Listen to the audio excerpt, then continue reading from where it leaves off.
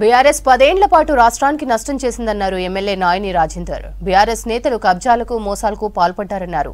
వరంగల్ పై BRS కు మాట్లాడే రైటే లేదన్నారు రాజేందర్. వరంగల్ కు కేటీఆర్ ఇచ్చిన హామీలు ఒక్కటి నెరవేర్చలేదన్నారు. ఇప్పుడు కాంగ్రెస్ ప్రభుత్వాన్ని కేటీఆర్ ఎలా ప్రశ్నిస్తారన్నారు నాయని రాజేందర్.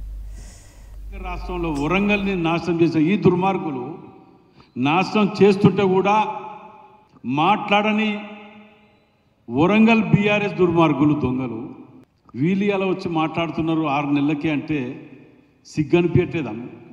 మాట్లాడటానికి కూడా మీ అర్హత లేదు. మీకు వరంగల్ జిల్లా గురించి మాట్లాడే అర్హత మీరు కోల్పోయినరు.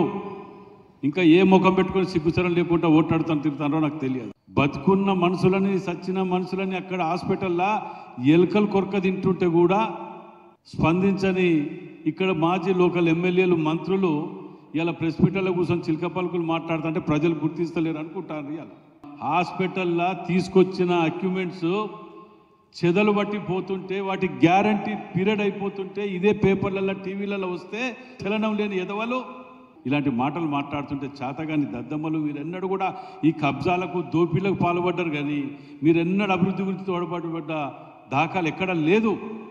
అందుకే ఇలా మాట్లాడిన యువరాజు గారిని అడుగుతాను, మీ కుటుంబంలో ఒకరు లిక్కర్ కేసులో, ఒకరు ఇంకో కేసులో, ఒకరు ఇంకో కేసులో పోబోతారు.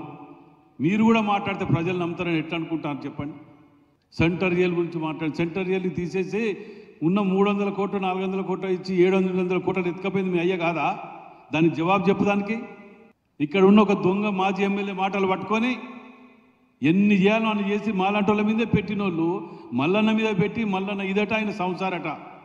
నువ్వు కేటీఆర్ నేను ఒకటి అడుగుతానని చెప్పాయి వరంగల్ జిల్లాకి ఇచ్చిన వాగ్దానాలల్లా ఈడన్నీ మునిగిపోతే 10,000 ఇస్తామని చెప్పి ఎలక్షన్ కోడ్ వచ్చింది, ఎలక్షన్ కోడ్ అయిపోయినాక వచ్చి ఇస్తామన్నది అనలేదా?